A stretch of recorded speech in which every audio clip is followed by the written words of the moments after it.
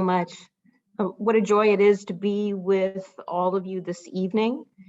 We've prepared a presentation for you. If you've been part of the town halls, I think it'll feel familiar, but we know that not everybody was able to participate. So we wanted to be able to lend as much clarity as possible. So we're going to repeat some things, but we're going to do it jointly. So I'm going to take us into screen share to begin. Go.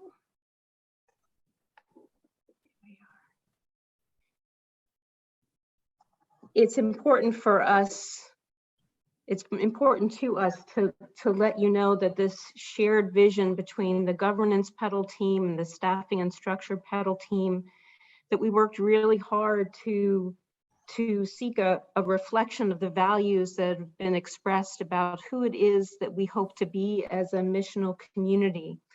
And we wanted to be so much more than, you know, as we were putting things together, just a catalog of committees and commissions and boards and staff support.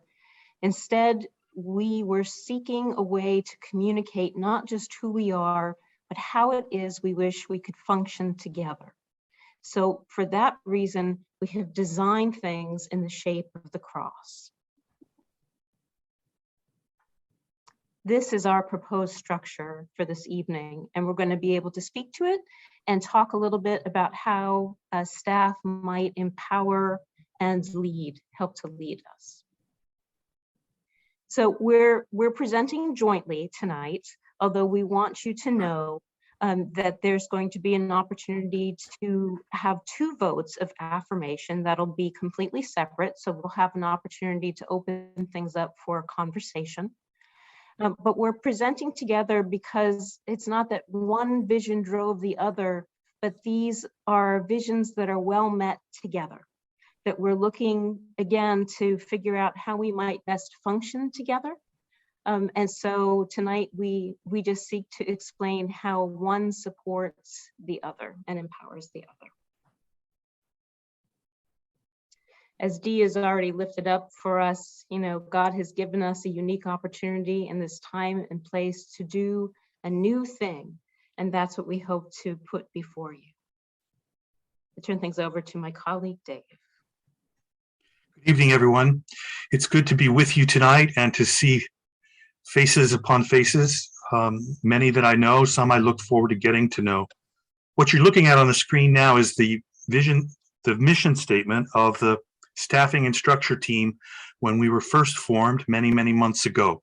And so I want to give thanks to the team, that you know who you are, team members, and our meetings and how important it was for us as we got to know each other, and all of us participating in this work. The staffing and structure has the word staffing in it, and I would like to take a moment just to begin to offer a word of thanks to the members of our current Presbytery staff.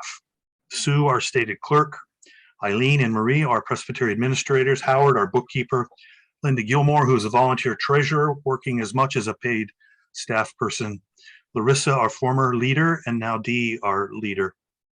We are very grateful for our current staff leadership. And it has to be said on the floor here for all to hear what all already know, how difficult these months have been for our Presbytery staff, of course, from the pandemic, but the nature of our transition and the length of our transition has been burdensome. And we thank the staff, and I would like to invite those who have their screens, their video on, to join me in a show of jazz hand support for our staff members for all the work that they've been doing these last months and years now. So thank you all very much. So back to the mission statement. I'm not going to read it. Just allow you a moment to read it. If you didn't read it, just take another couple seconds. While you are reading it, I will simply say behind this, there are a couple other convictions that I want to share. These were in the rationale that we distributed after the town hall that discussed staffing, in the second town hall, and then again in preparation for this meeting. That we are, one of our values is to move away from a traditional hierarchy model of Presbytery staffing while maintaining accountability. One thing you will notice is that We are recommending the elimination of the language of presbytery executive. That's the standard around the country, and use instead the language of leader. We believe that we are convicted and have a value of providing staffing and presbytery level support to pastors and our congregations, to all pastors, to all ruling elders in parish ministry and in specialized ministry, and in congregations in ways not experienced by the legacy presbyteries in many, many years, in our opinion. And to establish clear distinctions in the scope of leadership that encourages relationship building and pastoral care while maintaining operational and communicational needs. And so we've identified the single greatest need in our presbytery as trust and relationship building. This comes through a lot of focus groups, a lot of conversations. And it's important to note that that we think that rests at the core of all of our hopes as a presbytery, is to rebuild either damaged relationships, broken relationships, or relationships that didn't exist, as some of us didn't know each other. But at every level, at congregational level, among teaching elders, among ruling elders, among sessions, in congregations and specialized ministry, pastors serving within the bounds, all are in need of immediate, strong care and support. And when we add in the pandemic of now almost the last 2 years, that need for support is, at many of us would say, a crisis level. Now, we don't believe this is simply a staff function, this building of trust and relationship building. We think that it's a responsibility of the collective body of the presbytery, and to speak honestly and frankly about it, that if we do not together collectively commit to relationship building in this kind of relationship effort, by the grace of Christ and in the work of the Holy Spirit, we believe that we could be setting up new staff members to fail. We also believe that what we are presenting tonight has a value added, adds value for every congregation and every clergy member of the presbytery, and it's identifiable at every level, from the smallest of congregations to the largest of congregations, the most vital of congregations to the congregations trying to assess their vitality or their sustainability, and to clergy one and all. In every aspect, we believe that this model that we're recommending will provide a level of care and engagement that we have never seen before in our presbyteries, and we're very excited to share it with you. The primary concept is that of a presbytery co-leader model, both full-time, one identified as the relational presbytery co-leader, another identified as an administrative co-leader. Remember, we're no longer using the word executive. We want to focus on relationship and trust building while allowing to continue to provide for congregations and support congregations in this monumental time of rapid change for every one of our congregations. Let me discuss for a moment the nature of the relational presbytery's position, presbytery co-leader. We believe that the primary task in a job description that's already been written, and you've seen a copy of a draft, it would be perfected, of course, in the search process. But the primary task would be trust building, meeting with pastors and specialized ministries, clergy and specialized ministries, meeting with sessions, and meeting with ruling elders, all through the presbytery. That type of meeting and relationship is at the core of this position, and that the congregational support includes things like pastoral transition, congregations experiencing conflict, congregations exploring new vitality or questions of viability. This person would be the primary staff support to the Commission on Ministry and would be listed as a social justice advocate. You will see this term repeated throughout our staff descriptions, because while we are committed as a presbytery, it's a primary commitment of social justice.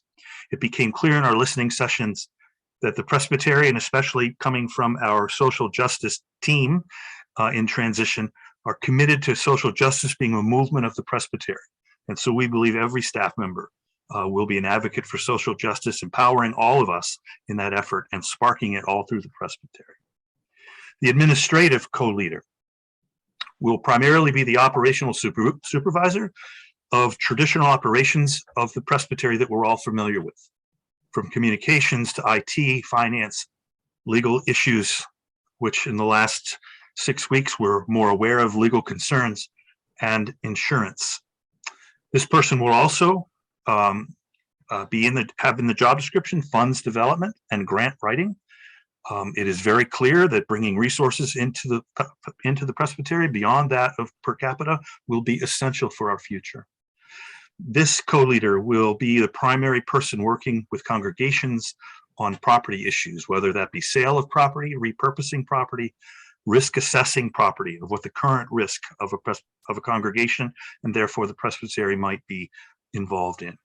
This person would staff the CPM. Now that might sound like an odd combination, but in our conversations with current Commission on Preparation for Ministry Leadership, the primary need is administrative in the form of keeping electronic files and gathering paperwork and keeping material related to inquirers and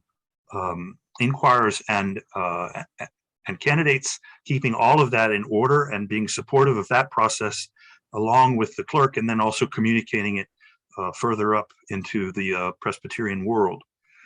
And again, you see social justice advocate.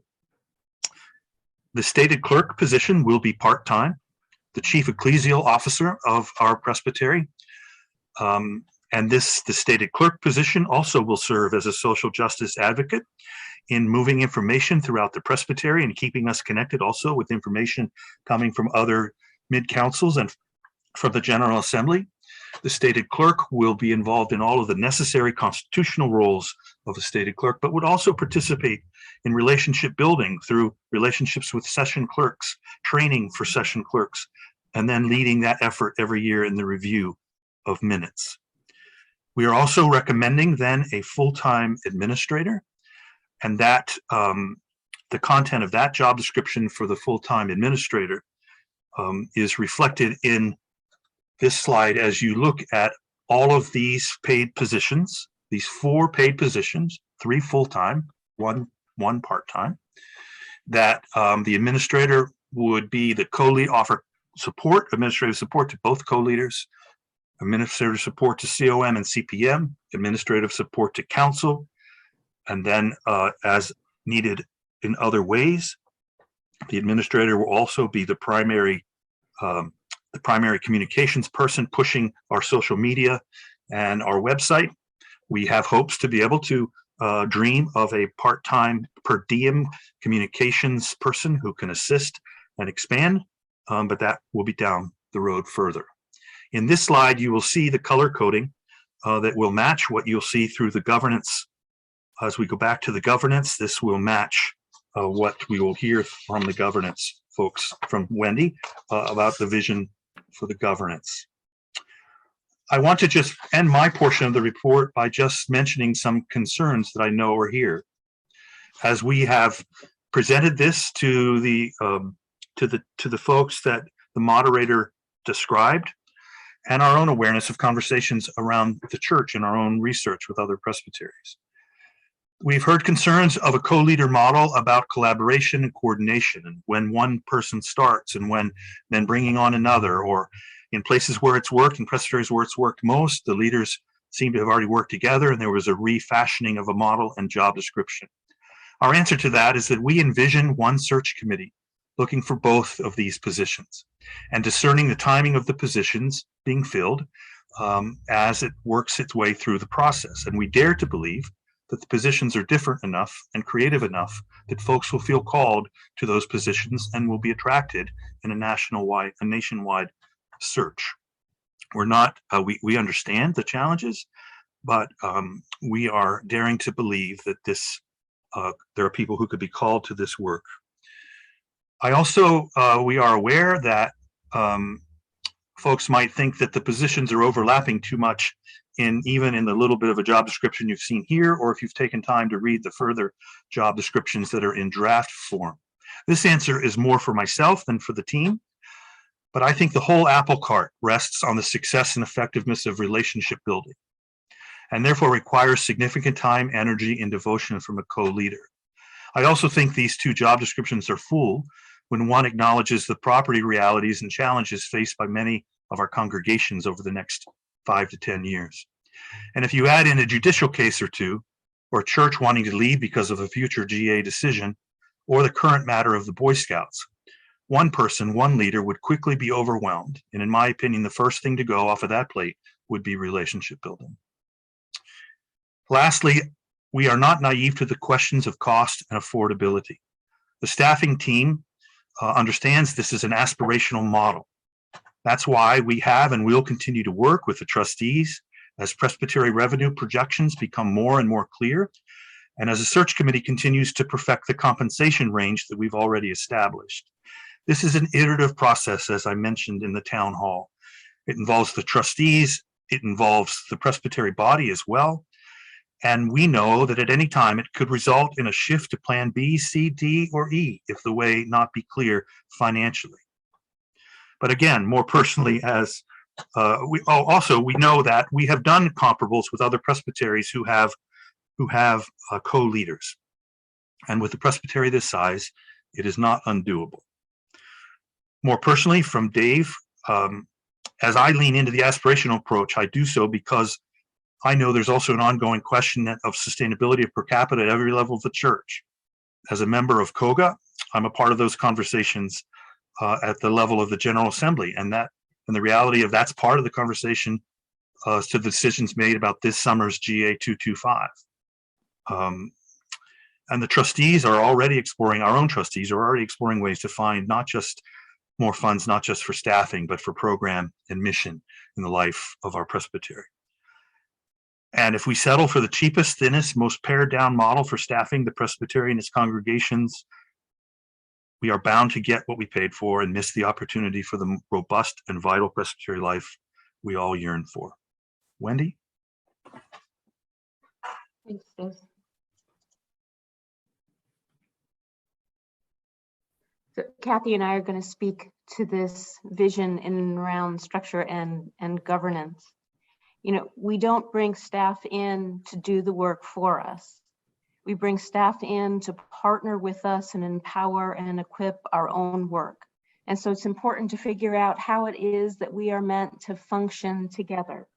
And so our cross design is here and is now colored to match exactly what Dave and the staffing team have lifted up for us. We're going to start by talking about the Committee on Representation, and Kathy's going to say a few words here. Thank you, Wendy. Sitting at the very top of our governance cross is our Committee on Representation, which is mandated by the Book of Order. It is our recommendation that the nominating committee be merged with the Committee on Representation. This is echoing what other presbyteries have been doing. And so merging them will also be streamlining our approach to the nominating process while solidifying our commitment to the priesthood of all believers that we are each gifted by God and called to serve. So often, nominating committees are solely defined by finding people to fill different ministries, different roles. Sometimes finding members for the nominating committee can be the hardest job of all. We feel by merging these two groups and having them both having nominating under Committee on Representation will make this a very exciting opportunity for people.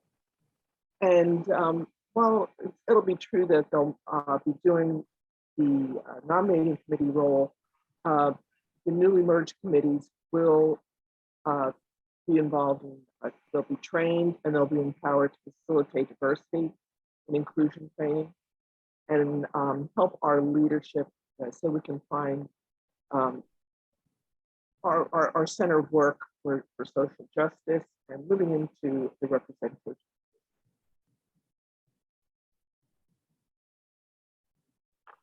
We have the commissions on ministry and the commission on preparation for ministry, and they sit at the arms of the cross.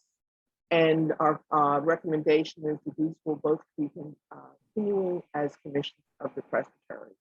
And language and composition of both of these commissions will be in the administrative manual. Thanks, Kathy. The trustees and the council, they sit at the heart of the cross. So there was a lot of debate within the governance team about whether or not we should move towards a unicameral or a bicameral system.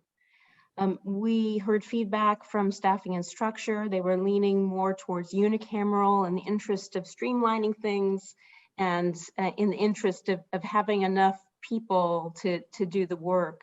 The Board of Trustees was leaning in the bicameral direction, just reflective of the type of work and gifts to which the trustees themselves feel called. In the end, we're recommending a bicameral system to better facilitate all of the work, and so that all of the work gets the time and the attention that it needs. We did do the work of researching what's happening within other presbyteries, and we found in several instances where there are presbyteries with a unicameral system, they've also adopted an administrative commission to be able to carry out some of the extra functions of the trustees because there's just so much work to do. So the presbytery has seen before the job description and the job of our board of trustees. And so the things that appear on this list wouldn't come as a surprise. But we do this evening want to speak a little bit to the vision of council. We want to name the fact that there's been a lot of suggestions around the edges about finding a new name for council for a variety of reasons. We weren't able to come up with the perfect name yet, so that's something that's still working. But our vision for the council is that it's largely, it represents the ministries and congregations of the presbytery and has responsibility for coordinating its programming. It leads the presbytery in discerning and defining its mission. It serves as the guardian and guide of the interpretation of the mission to the presbytery as a whole, to act for the presbyteries in ways defined in the admin manual, to nominate the presbytery candidates for committee on representation, for communication, to form committees and working groups, to discern and communicate the priorities, to hear from and make proposals as it pertains to budget, to give shape to the meetings, and working with the worship team that's going to remain in place, and to act in case of emergency on our behalf in between meetings. Kathy's going to speak to this idea that we, in all honesty, we lifted from Charlotte Presbytery. We were very excited about this, and Kathy's going to speak to this one. Thank you, Wendy. The Ministry Resource Committee, as Wendy mentioned, it sits just under the heart of the cross. It really becomes part of its support of the cross. It's structured to build relationships and strengthen congregations, specialized ministries around our shared vision. It'll offer and develop a range of resources and support that would include funding, partnership, training, coaching, and this will be around the priorities of our shared vision from discipleship, evangelism, pastoral care, mission, worship, community building, and risking new ministry and mission. New worshiping communities would be fostered and encouraged through the MRC. And it is to serve as our primary equipping piece, particularly for ruling elders. Other ministries to be considered of the RMC would be the Genesis Resource Center, Bethany House of Hospitality, Equipping the Saints, and the Vital Congregation. Thanks, Kathy. At the head of the cross is this new idea that we're calling right now the Round Table. And the Round Table is to be a representative gathering of leadership across the body for purposes of mutual understanding, knowledge of the work of the greater whole, upbuilding accountability, and above all else, these are the prayer warriors for the entirety of the presbytery. So it's not the visionary group. This is something different. It's the gathering place. It's the gathering place for leadership, so the work of each elected team benefits from the knowledge of the greater whole. And its scope and authority would only be limited to the following things: that it would receive reports from each chair and trustee president on the work of the presbytery and all of these matters that you see before, that it would hold up all celebrations and concerns and prayers. If there's going to be a substantive change to the administrative manual to the presbytery, it needs to come through this group. If there's going to be a change to the permanent or short-term staffing plan in the admin manual, it comes to this group and would go to the presbytery through that, and it would meet 3 times a year. We believe that this model would provide balance to a co-leader system that's been recommended to us.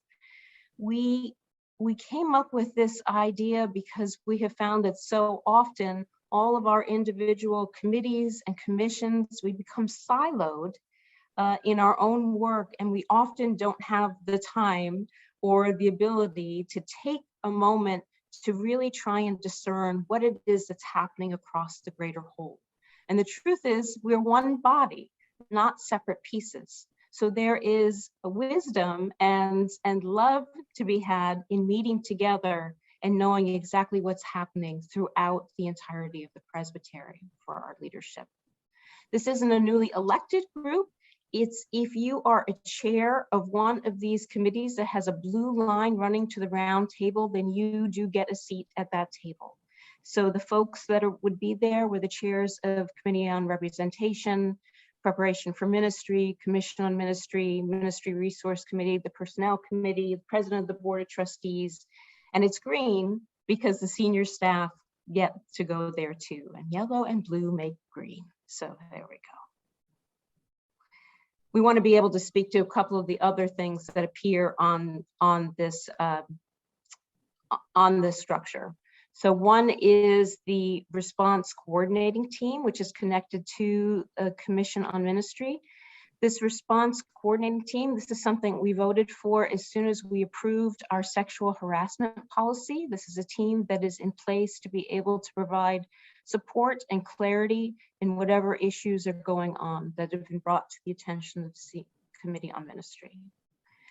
Next, you'll see connected not just to COM and the trustees, our suggestion is that administrative commission be formed. This is a small group of individuals that would be trained to work with churches that are closing.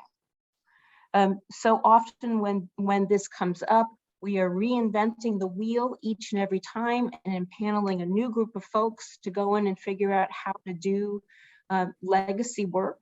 And so we believe that it would be in our best interest to have a highly skilled and trained group of folks that would be able to walk with churches once they decide that they are ready to close their doors, not before. This group would only come into action once churches decide that they are ready to close. You see that there's a worship team that's attached to council. The worship team of the core team is one of the teams that said that it would like to continue its work, and surely we have been blessed as a presbytery by all that they have put together on our behalf. It's connected to the council just so that they have an opportunity to have a sense of what the overall direction of a presbytery meeting is, and then they can dream their dreams and bring folks in and around whatever message we are looking to convey. And then finally on this chart, you'll see the Urban Ministry Network. This is something that was very much a beloved ministry within former New Brunswick, and something that we're bringing forward with great joy into our new presbytery. We believe that it's a great place to be able to have it connected to our Ministry Resource Committee. At the bottom of the cross, there's the Personnel Committee, the GA Bills and Overture Committee, and the Permanent Judicial Commission. And sitting there at the bottom, in our system accountability, it provides the cross with its strength and its balance. You see in the longer oval that there are working groups and task forces, and these are just some ideas. A working group or a task force, you do not have to be an elected individual to those. You can just have interest within the presbytery. These are great places for our deacons to be able to get involved, and even folks that have not had the opportunity to be ordained, that they can join one of these working groups, and these are just our suggestions. And this is all language that's being developed for the admin manual that isn't quite ready to go yet in front of us, but we just wanted to give you an idea of how this might work. again, it's been a joy to kind of partner together to be able to share the whole of the vision, which we're excited about and hope that you are as well.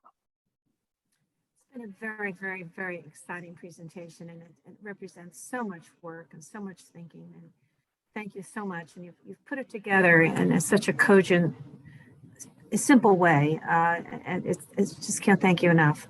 But now's the time to open up the floor for comments, questions to any of our three presenters here from staffing and structure or governance. What else? What wasn't clear? What else would you like to know? What would you like to say to them? And Sue, I need your help because I don't have a full screen here.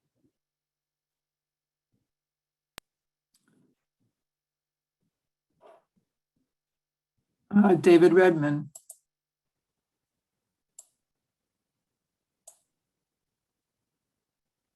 Right, I'm sorry, I seem to be fated to ask questions tonight, but this is a question of Wendy, and I was intrigued by the notion of the round table, and whether or not that would be perhaps a place where data across the presbytery would be developed and, I don't know, looked at and presented to other committees to inform their work.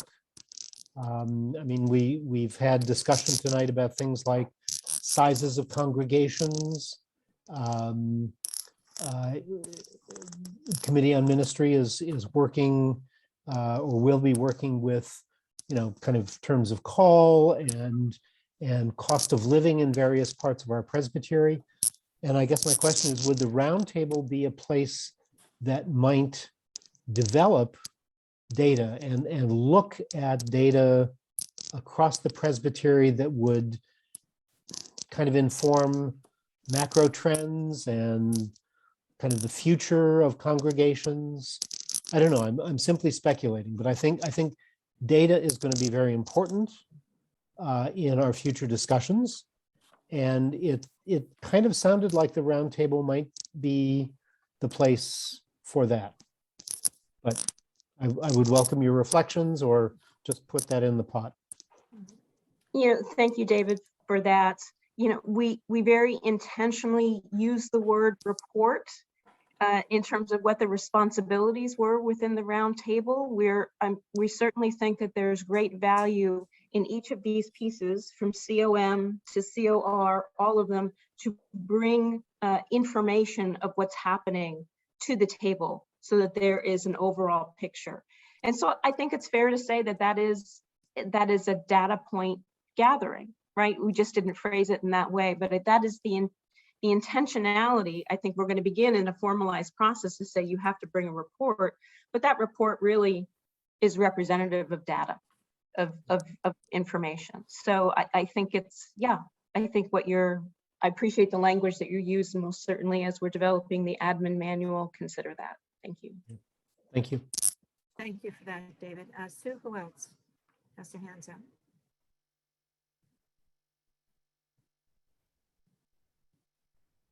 I don't see any hands, Jan.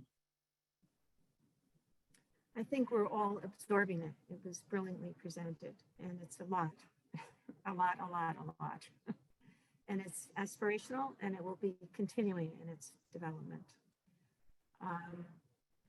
Are we okay to move on to our next part, which is we've just heard the vision of what we can be, how we can organize, how we can function. But how are we going to do it?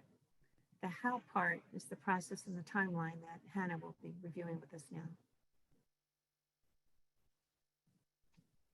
So the how has been maybe one of the hardest parts to discern, because while there were wonderful ways to gather input on the what, once we got a clear picture of the what, there were many paths forward that could be taken to get this from concept to structure, actual structure. And the decisions affected governance decisions affected staffing decisions and so on. And so what I'm going to show you is what we are proposing as best we can right now for how to move forward. So should these models be affirmed tonight, these are the next steps we would take, understanding that some of them are in place, polity, necessary steps, and some of them are the way we are proposing to do things, but it could change. So I'm going to share my screen once more and try to lead you through a flow chart. So you see in the middle here is a timeline, and above the timeline is moving forward to make the staffing model come into place. And below the timeline is moving forward to make the governance model come into place. So today, if the way be clear, there would be a vote to affirm the staffing model and a vote to affirm the governance model. As Wendy said, 2 separate votes. Our next meeting is set for if the way be clear, later tonight would be February 22nd. At that meeting, we would have no business brought forth regarding the staffing model, because the AC, the trustees, and the core transition team all agree that for this model to be successful, one of the first things that has to be established is the Committee on Representation. As you heard, the Committee on Representation functions as a Committee on Representation and as a nominating committee, and it brings all of our work in line with our values. So I will zoom in a bit down here. So in February, you could expect the Administrative Commission to bring forward a nomination slate for the Committee on Representation. It is typically the council that brings forward a slate for Committee on Representation. So we do not currently have a Committee on Representation in place. And so in February, we would be nominating a Committee on Representation. Also at the February meeting, the interim, which is the currently functioning nominating committee, we would be asking them to bring forth a nomination for moderator, vice moderator, and what we're calling a gap council. Currently, the core transition team functions in some ways as a council, and the Administrative Commission is the council and functions in other ways as the council. And so this gap council would in effect bring all of the leadership and decision-making that comes from a council into our own being. The Administrative Commission would stop being the council. And all of that would be elected people, because the core transition team was not elected. And so that would create a new council to fill that part of the governance structure. It is not the permanent council, because we would like the permanent council to ultimately come from the Committee on Representation. But this would form a gap body that would effectively dissolve the Administrative Commission and the core transition team. So that's what you see happening here. If you don't mind me jumping around a little bit, once the AC brings the nomination for the Committee on Representation, the core, one of the first things the COR would be tasked with doing is nominating search committees. And we say search committees, as Dave said, we want the co-leaders to be sought by one search committee, but we also need a search committee for the stated clerk position. The Committee on Representation would bring forth search committees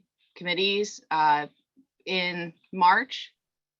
Certainly the search, yeah. So, and I've noted wherever it is that there needs to be a vote on Presbytery floor. I hope I got every place that needs to happen. So just to remind you that we're voting to affirm today, but there will be several votes along the way to put things actually into place, right? So the The nominations that would be brought in February, those would need the vote of the Presbytery floor to actually come into being. Same with these search committees. So once those search committees are established, I'm going to stick to the top here so you know how the staffing comes to be. Those search committees are trained by the synod, and they will also have the job of creating the ministry information forms and the job descriptions. And those are all things that ultimately get approved by the Presbytery floor. So that creation and that training is all happening at the same time. And then ultimately those ministry information forms for the co-leaders and the stated clerk would make their way into the national search pool. And those search committees would bring candidates in with final candidates being approved by you guys, examined on the Presbyterian floor and approved by the Presbytery. The timeline past March on that is for the Spirit to decide. You know, these things can move quickly or slowly, and we won't begin to guess what it would take, how long it would take to bring in these co-leaders. But we do know that we have staffing in place to help us get to that point, whatever it ends up being. Also on the staffing model, Dave had mentioned several other positions that would not be national searches, that would be the full-time Presbytery office administrator and those potential adjunct staff. All of that would fall under the responsibility of the personnel committee. And so they will take to that work at a timeline that seems appropriate to them. But it would, you know, there are many things in play, and it probably wouldn't make sense to do some of those searches ahead of knowing how the other pieces are falling into place. So that's how the staffing model would move from concept to actuality. If we go back down here, I already led us through the governance model, what would happen in February. After February, we enter into that gap or bridge period that I had mentioned earlier. The Committee on Representation, one of the first things that they will do is receive training. The Commission on Preparation for Ministry, the Commission on Ministry, and the trustees all become GAP bodies. That's what we're calling them for that bridge period. So just like the council will be a newly elected body. Those other bodies will move into a bridge or gap period, and they will be replaced with nominated, classed, permanent commissions and committees in the time frame that the Committee on Representation can do that work and get them forward to us.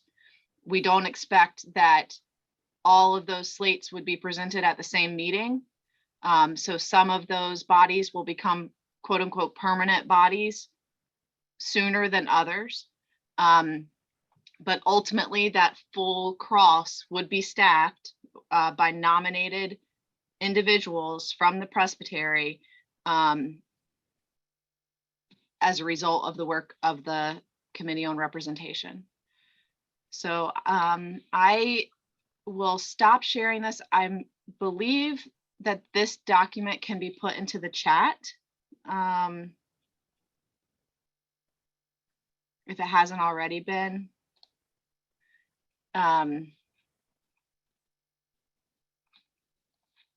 We can work on that because I know that's the first time you've seen it. It just needed, it's been ready for a little while, but was not a document that we felt good showing you without explanation because it can be confusing. So I can take questions on the process or the how.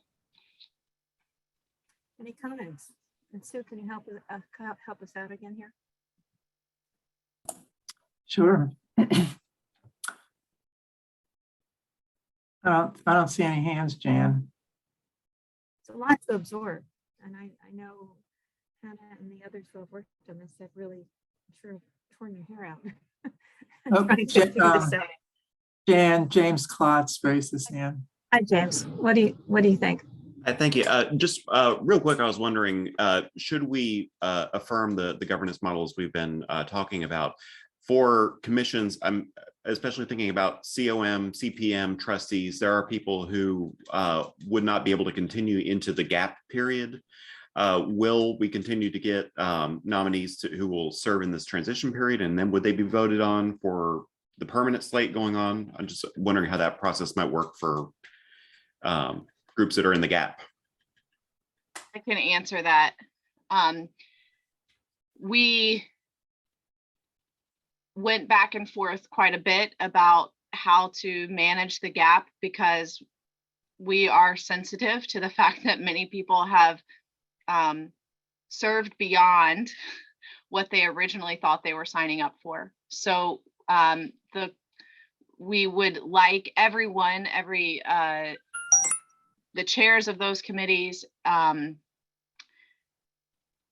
and everyone on those committees to have a chance to step back before the gap period begins. And so we'll be looking, James, to you and to others to check in with everyone who's currently serving on those committees and commissions to say we have X number of people who are not willing to carry on into the gap so that we can fill where we need to. We want to make sure everyone has a chance to step back who is ready to. Yeah. Does that answer your question, James? It does. Thank you, Hannah. Other comments, other questions? I don't see any, Jan. Well, then I think it's, we have a couple of motions to vote on. Anna, what is the first? So the first motion is a motion to affirm the staffing model as has been presented, specifically with reference to the co-leader expectation. Well stated. The motion is to affirm the staffing model as presented, specifically in reference to the co-leaders. May we take a poll on that, please? Everyone vote. Oh, is there a motion on the floor? Oh, we don't need a motion. We're good. Okay, let's take a poll.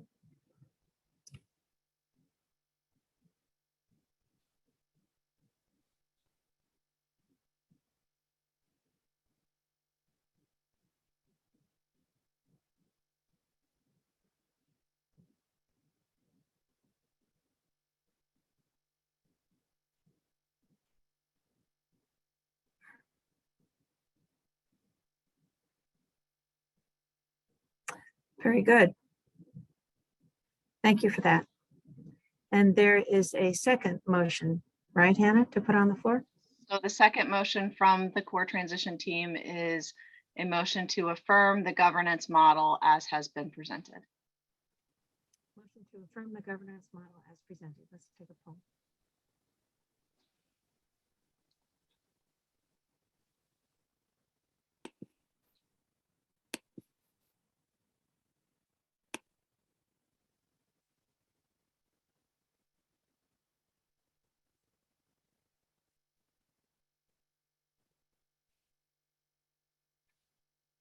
Very good. Thank you. It's been approved. And thank you to our wonderful presenters. You've taken an enormously complex body of work and knowledge and made it as simple as possible